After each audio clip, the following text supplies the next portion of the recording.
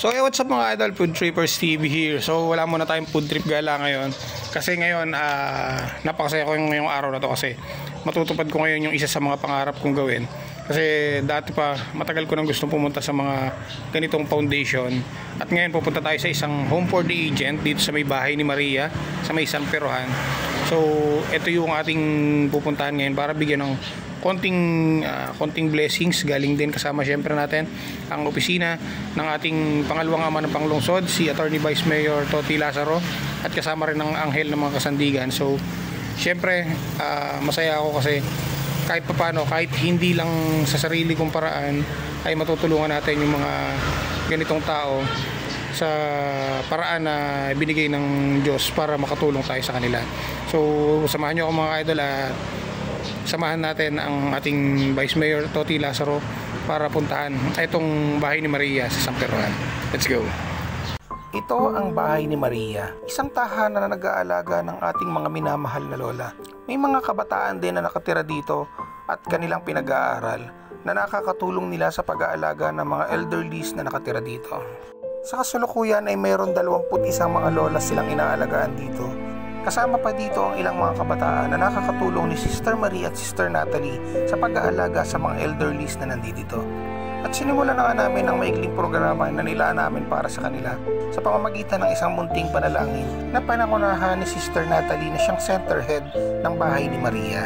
At sinundan naman ito ng pagbati ni Ate Ellen Lumbres na presidente ng Anghel ng May Paninindigan. Siya rin ang ating nakatulong upang may sakatuparan ng programa nito sa pangunguna rin ng ating pangalawang ama ng panglungsod na si Attorney Vice Mayor Toti Lazaro. At syempre nandito rin si Sir Sergio na isa rin sa kinatawa ng ating pangalawang ama dito sa bayan ng Calamba. At ilang sandali pa ay dumating na ang pangalawang ama ng lungsod ng Calamba na si Attorney Vice Mayor Toti Lazaro na magsasapit din ang kanyang kaarawan ngayong buwan ng Agosto. At isa sa kanyang mga advokasya ay ang pumunta sa mga ganitong klaseng foundation, orphanage at iba't ibang mga shelter na pwede niyang matulungan. Isa ito sa kanyang mga panata tuwing kanyang kaarawan ang tumulong sa iba't ibang klaseng mamamayan lalo na dito sa lungsod ng Calamba. Isa nga itong bahay ni Maria sa napili naming puntahan ngayong araw na to. Kami po yung po sa nagpapasalamat sa presensya ni Vice Mayor. Nagkaroon siya ng panahon na dalawin ng mga lola sa bahay ni Maria. So ito po isang magandang gawain na pinapakita ninyo at lahat ng pagpapala ay tanggapin ninyo. Wala kami may gaganting kapalit kundi panalangin sa inyong mga magagandang gawain at magandang hangarin sa lahat ng mamamayan ng Calamba City. Maraming salamat po, Vice Mayor. Meaningful na kasiyahan sa 21 nating mga nanay na narito ngayon. So, sa ngalan po ng opisina po ng pangalawang punong lungsod, kami po ay nagpunta dito upang makadaw pong palat at maiparating po namin ang aming pagmamahal sa aming pong 21 na mga nanay.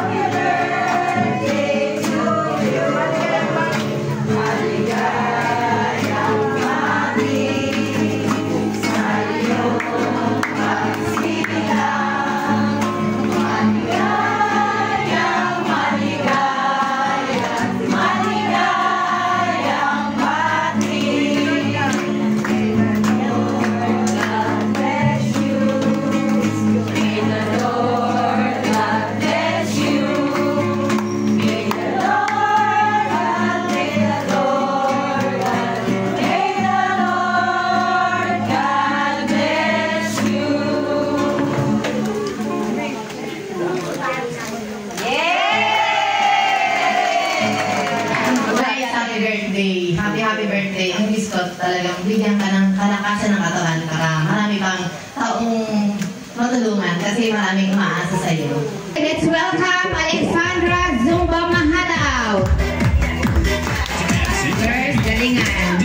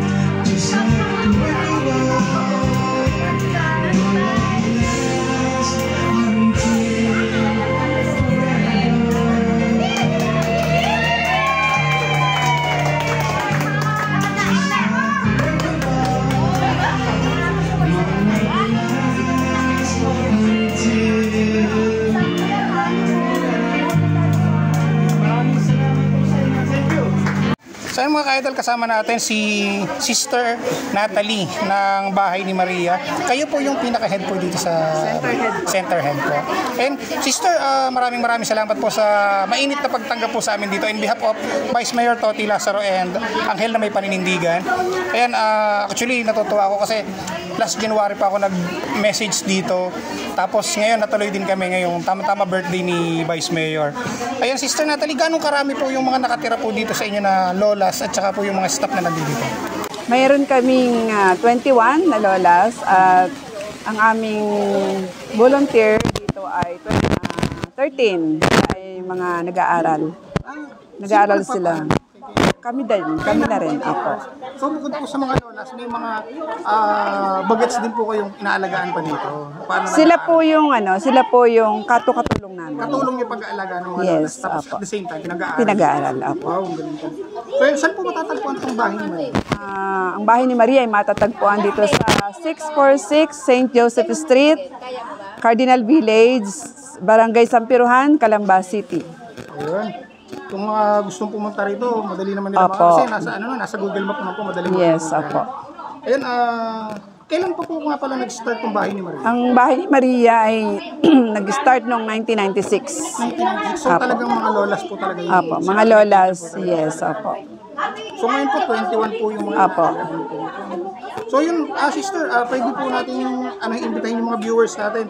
Baka mayroon sa kanilang mga mabubuting puso na gustong tulungan yung mga lolas na nandito sa atin. Kami po ay nagpapasalamat sa mga taong tumutulong, patuloy na sumusuporta sa Bahay ni Maria. At kung sino man po ang mga may gusto pang tumulong, kayo po ay welcome na welcome dito sa aming bahay ampunan, ang Bahay ni Maria Home for Elderly Women with Special Needs. Maraming salamat po, Sister Natalie. Okay, thank you very much din po at pagpalain po tayong lahat ng Panginoon.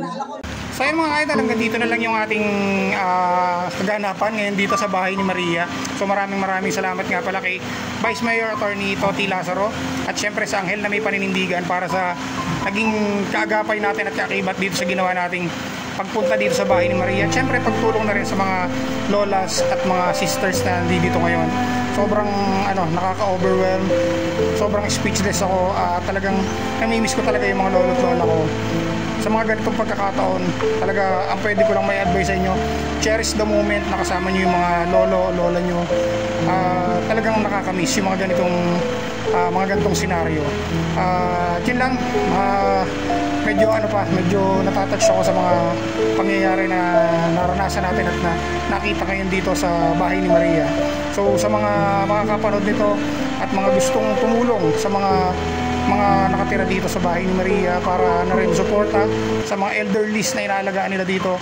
So message nyo lang po ako or message nyo itong page ng Bahay ni Maria at willing po kami na samahan kayo para maging maging instrumento nyo para matulungan po natin lahat ng mga inaalagaan nila ditong elderly. Syempre may mga kabataan din po silang inaalagaan dito na katulong nila sa pag-aalaga ng mga elderlies at syempre pinag-aaral din nila yan. Kaya naman maraming salamat. Thank you Lord sa araw na to. At syempre sa Kate Ellen, kay Vice Mayor Toti Lazaro sa Anghel na may paninindigan. Maraming salamat po. Hanggang dito na lang mga idol. Kita tayo sa sunod. See you guys.